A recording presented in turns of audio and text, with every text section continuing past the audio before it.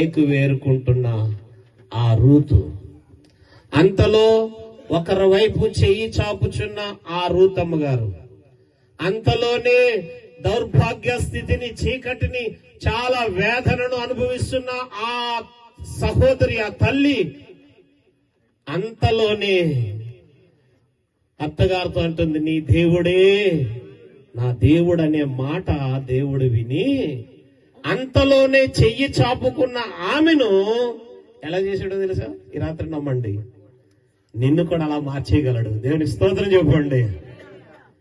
ఇలా అనుకున్న ఆమె ఇప్పుడు ఏం చేస్తుందో తెలుసా? అనేకులకు ఇస్తూనే ఉంది, పెడుతూనే ఉంది. తన జీవితం అంతా మహారాణిగా, ఒక చక్రవర్తి భార్యగా, ధనవంతురాలుగా, ఈ లోకం అంతటికి ఆశీర్వాదమైన పాత్రగా దేవుడు మార్చేశాడు. దేవునికి స్తోత్రం. అది ప్రభులో ఉన్న గొప్పతనం. అది ప్రభులో ఉన్న గొప్పతనం. ఈ రాత్రి నీ కుటుంబాన్ని, నీ బిడ్డలను, నిన్ను అలాంటి స్థితిలోకి ప్రభు తీసుకెళ్తాడు. యేసయ్యను మీ హృదయంలో చేర్చుకోండి. ఈ కుమారుణ్ణి మీ కుటుంబంలో జన్మించడానికి, మీ హృదయంలో జన్మించడానికి అంగీకరించండి. ప్రభు మిమ్మల్ని ఆశీర్వదిస్తాడు. ఈ రాత్రి ఏ బాధతో వచ్చావో, అమ్మగారు చెప్పినట్లు, ఈ రాత్రి ఏ దుఃఖంతో వచ్చావో, ఏ కష్టంతో వచ్చావో, ఏమండి, మహానుభావుడు పెద్దలు అన్నారు, బంగారపు పల్లెమునకు కూడా గోడ చేర్పు కావాలి, కావాలి, కావాలి. ఈ రాత్రి నీకు ఎలాంటి పరిస్థితులున్నా నీకు సహాయం చేసే సహాయకుడు ఒకరు కావాలి.